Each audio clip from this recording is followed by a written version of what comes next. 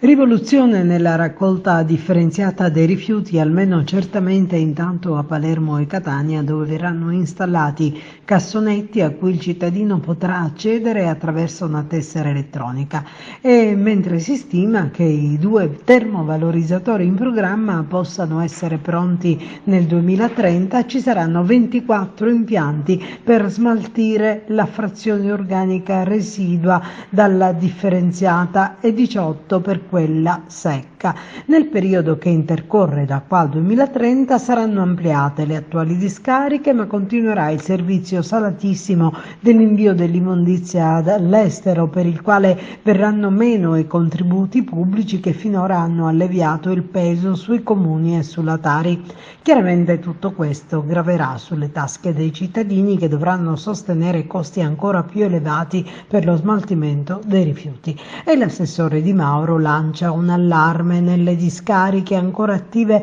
c'è disponibilità solo per 1 anno e mezzo e se non si interviene a giugno 2025 gli spazi si esauriranno e non ci sarà dove portare l'indifferenziata.